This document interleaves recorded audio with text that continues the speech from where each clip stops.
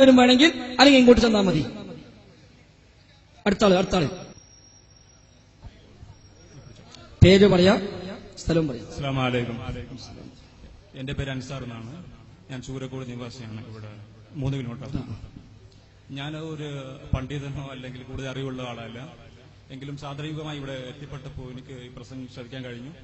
അപ്പോ നബി സല്ലല്ലാഹു അലൈഹി വസല്ലം തങ്ങളുടെ ജന്മദിനം ആഘോഷിക്കൽ അല്ലെങ്കിൽ അതിന്റെ പേരിൽ ഒരു പ്രത്യേക ആചാരങ്ങളോ അല്ലെങ്കിൽ ആചാരത്തിൽ ആ ദിവസത്തെ പ്രത്യേകമായി അല്ലെങ്കിൽ മാസത്തെ പ്രത്യേകമായി ആഘോഷിക്കലോ തെറ്റാണോ ശരിയാണോ എന്നാണ് ഇവിടുത്തെ വിഷയം എന്ന് മനസ്സിലാക്കിയവരുണ്ട്.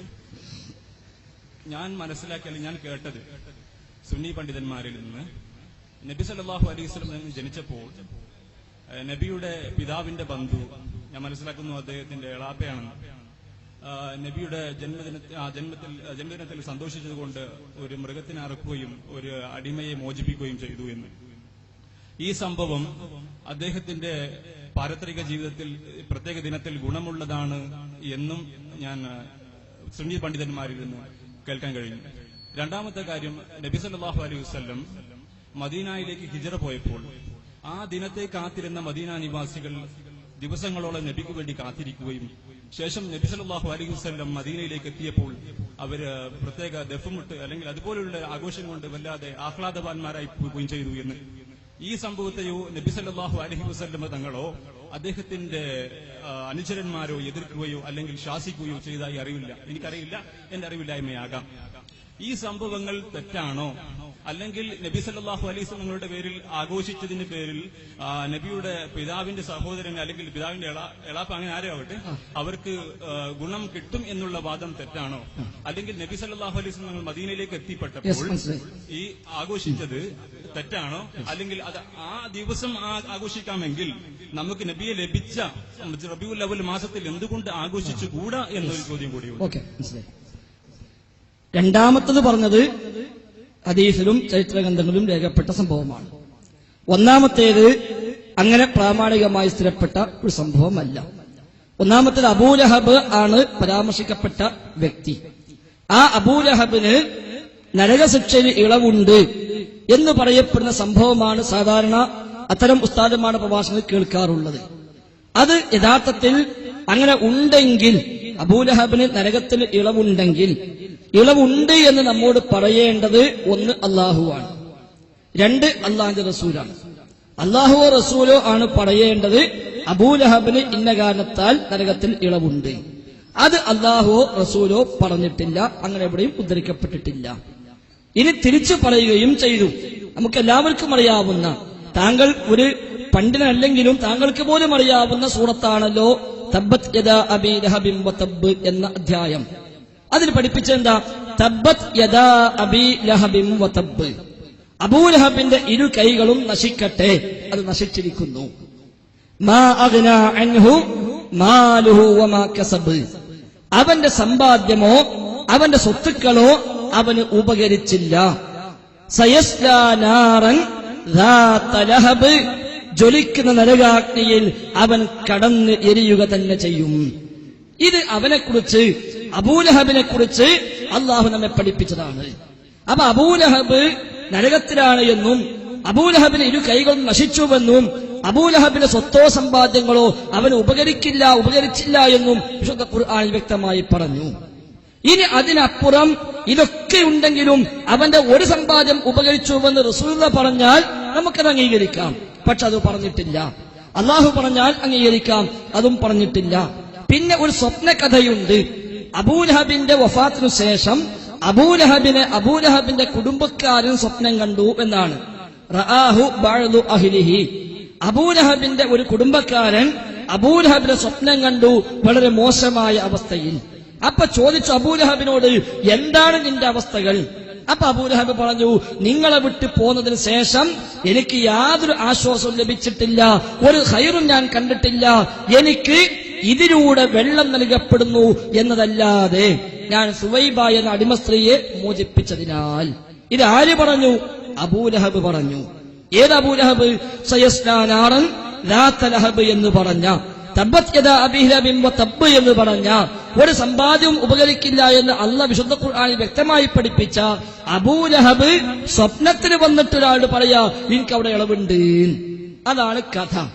അപ്പൊ അബൂലഹബ് ജീവിച്ചിരിക്കുന്ന കാലത്ത് നേരെ ജീവനോടെ വന്ന് പറഞ്ഞാൽ പോലും നമുക്ക് ഇസ്ലാമിൽ എന്തല്ല, അത് പ്രമാണമല്ല, അത് സ്വീകരിക്കാവതല്ല.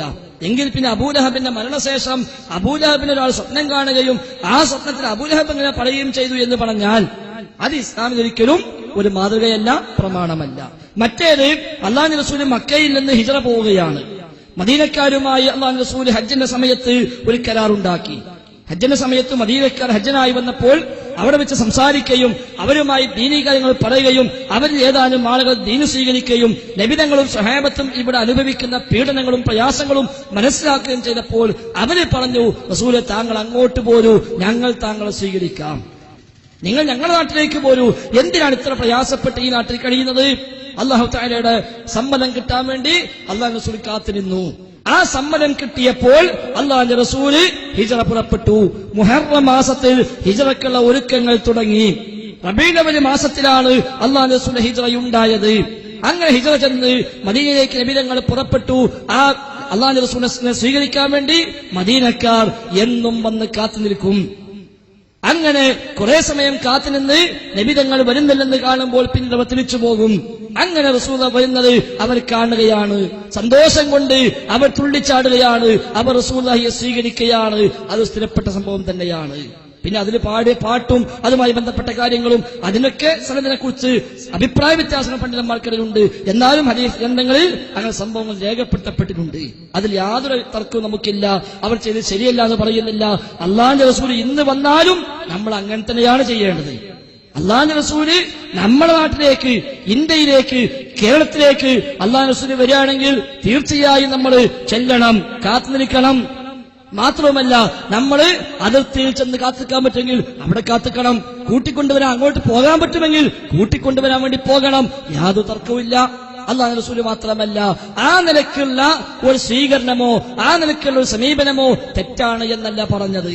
മറിച്ച് സഹോദരന്റെ ന്യായമായ സംശയം ഇത് അടിസ്ഥാനമാക്കി ഇങ്ങനെ ചെയ്യാമെങ്കിൽ നമുക്കെന്തുകൊണ്ട് നബിതങ്ങളെ തന്നെ കിട്ടിയ ആ ദിവസവും മാസവും ഒക്കെ വരുമ്പോൾ ആഘോഷിച്ചുകൂടാ എന്നാണ്.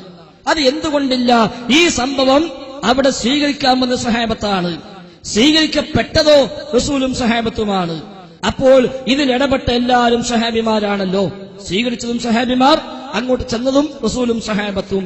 എന്നിട്ട് ഈ സംഭവം ഉണ്ടായിട്ട് അടുത്ത വർഷമായപ്പോൾ, അടുത്ത വർഷവുമുണ്ടല്ലോ റബീഉൽ അവ്വൽ മാസം, ഹിജ്റ കഴിഞ്ഞിട്ട് പിന്നെയും അല്ലാഹുവിന്റെ റസൂൽ സ്വല്ലല്ലാഹു അലൈഹി വസല്ലം 10 കൊല്ലത്തിലേറെ ജീവിച്ചിട്ടുണ്ട്. ആ 10 കൊല്ലങ്ങളിൽ റബീഉൽ അവ്വൽ മാസങ്ങൾ വീണ്ടും വീണ്ടും ആവർത്തിച്ചു വന്നിട്ടുണ്ട്. 11ാമത്തെ റബീഉൽ അവ്വൽ മാസത്തിൽ അല്ലാഹുവിന്റെ റസൂൽ വഫാത്തായത്. എങ്കിൽ അടുത്ത വർഷം റബീഉൽ അവ്വൽ മാസം വന്നപ്പോൾ അല്ലാഹുവിന്റെ റസൂൽ പഠിപ്പിച്ചു കൊടുത്തില്ല, കഴിഞ്ഞ വർഷം റബീഉൽ അവ്വലിലാണല്ലോ ഇവർ നമ്മെ സ്വീകരിച്ചത്, അതുകൊണ്ട് നമുക്കിതാ ഈ മാസം തിരിച്ചു വരുമ്പോൾ നമുക്ക് അതേപോലെ ആചരിക്കാം, ആഘോഷിക്കാമെന്ന് പറഞ്ഞില്ല. 10 കൊല്ലം റസൂൽ ജീവിച്ചു.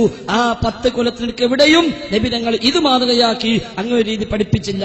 റസൂലുള്ളാഹിന്റെ വഫാത്തിന് ശേഷം ഏകദേശം 90 കൊല്ലത്തിലേറെ സഹാബിമാർ ജീവിച്ചു. അതും മദീനയിൽ 10 കൊല്ലം അല്ലാഹുവിന്റെ റസൂലിനെ കൂടെ സൗജന്യ സേവനം ചെയ്ത അനസ് റളിയല്ലാഹു അൻഹുവിനെ പോലുള്ളവരൊക്കെ റസൂൽ മദീനത്തേക്ക് വരുമ്പോൾ അനസ് റളിയല്ലാഹു അൻഹുവിന് 8, 9, 10 വയസ്സ് പ്രായമാണ്. നബി തങ്ങൾ വഫാത്താകുന്നത് വരെ 10 കൊല്ലം ആ റസൂലിന്റെ കൂടെ സൗജന്യ സേവനം ചെയ്ത ആളാണ് അനസ് റളിയല്ലാഹു അൻഹു. നബി തങ്ങൾ വഫാത്തായപ്പോൾ ഇനി റസൂലില്ലാത്ത മദീനയിൽ ജീവിക്കാനാവില്ല എന്ന് മനസ്സിലാക്കി വിഷമം സഹിക്കവയ്യാതെ, ദുഃഖം സഹിക്കവയ്യാതെ മദീന വിട്ടു പോയവരാണ് അനസ് റളിയല്ലാഹു അൻഹു. ആ സ്വഹാബി പോലും നബിയുടെ കാലശേഷം 90 കൊല്ലത്തോളം ജീവിച്ചിട്ട് ഹിജ്റ 103-ലോ 105-ലോ ഒക്കെയാണ് അദ്ദേഹം വഫാത്താകുന്നത് എന്ന. അപ്പോൾ 90 കൊല്ലത്തോളം നബി തങ്ങളുടെ കാലശേഷം ആ സ്വഹാബി ജീവിച്ചിട്ടുണ്ട്. എന്നിട്ട് ആ സ്വഹാബി പോലും ഈ സംഭവത്തിൽ സാക്ഷിയായിട്ട് പോലും അദ്ദേഹം ഒരിക്കലും റബീഉൽ അവ്വൽ മാസം വന്നപ്പോൾ ഇങ്ങനെ ആചാരം ആചരിച്ചില്ല. ഇസ്ലാമിൽ ഒരു പുതിയ ആചാരം മറ്റേതെങ്കിലും ഒന്ന് ബേസ് ചെയ്ത് ഉണ്ടാക്കാൻ നമുക്ക് വകുപ്പില്ല. ഇസ്ലാമിലുള്ള ആചാരമാണോ റസൂൽ പഠിപ്പിക്കണം. ഏതുപോലെ സഹോദരന് പെട്ടെന്ന് മനസ്സിലാക്കാവുന്ന ഒരു ചെറിയ ഉദാഹരണം പറയാം. 5 വക്ത് പള്ളിയിൽ പോയാൽ നമ്മളൊക്കെ ജമാഅത്തായി നമസ്കരിക്കുന്നു. ഉസ്താദിനോട് ചോദിക്കാൻ, എന്താ ഉസ്താദെ ജമാഅത്തായി നമസ്കരിക്കാൻ കാരണം? ഉസ്താദ് അതിന്റെ ഹദീസൊക്കെ പറഞ്ഞുതരും. 27 ഇരട്ടി പുണ്യമുണ്ട് എന്ന് പറയുന്ന ഹദീസുകൾ പറഞ്ഞുതരും. അപ്പൊ നമ്മൾ ആലോചിക്കുക, ഇങ്ങനെ സ്വഹീഹായ സ്ഥിരപ്പെട്ട ഇമാം ബുഖാരി മുസ്ലിം അടക്കമുള്ളവർ ഉദ്ധരിച്ച ഒരു ഹദീസ് ഉണ്ടെങ്കിൽ എന്തേ ഉസ്താദെ നമുക്ക് സുബഹിക്ക് മുമ്പുള്ള 2 റക്അത്തും കൂടി നമുക്ക് ജമാഅത്തായി നിസ്കരിച്ചുകൂടാ? ഉസ്താദ് പറയും പറ്റൂല. എന്തുകൊണ്ട് പറ്റില്ല? റസൂൽ അങ്ങനെ പഠിപ്പിച്ചിട്ടില്ല. റവാത്തിബ് സുന്നത്തുകൾ ഏതും അങ്ങനെ ജമാഅത്തെ നിസ്കരിക്കാൻ നമുക്ക് പറ്റില്ല. എന്തുകൊണ്ട്? റസൂൽ അങ്ങനെ പഠിപ്പിച്ചില്ല.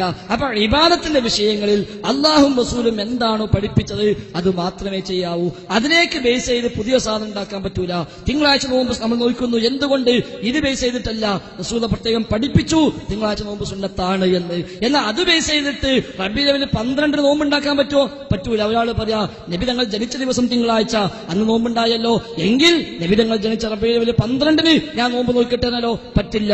അങ്ങനെ നോറ്റാലോ അത് ബിദ്അത്താണ് താനും. അപ്പൊ ഇസ്ലാമിലെ ഇബാദത്തുകൾ, ഇസ്ലാമിലെ ആചാരങ്ങൾ അത് ആയത്തുകളെയും ഹദീസുകളെയും അടിസ്ഥാനത്തിലാണ് നാം അത് സ്വീകരിക്കേണ്ടത്.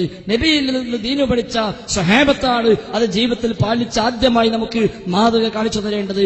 അവരാരും ചെയ്യാത്ത ഒന്ന്, പിൽക്കാലത്ത് രാഷ്ട്രീയക്കാരനായ മുദഫർ എന്ന രാജാവുണ്ടാക്കിയ ഏർപ്പാട്, ആ ഏർപ്പാട് ഇസ്ലാമിൽ ഒരു ആചാരമായി, ഇസ്ലാമിൽ പുണ്യകർമ്മമായി നമുക്ക് അനുവദിക്കാൻ വകുപ്പില്ല എന്നതുകൊണ്ടാണ് ഇത് അനിസ്ലാമികമാണ് എന്ന് പറയുന്നത്.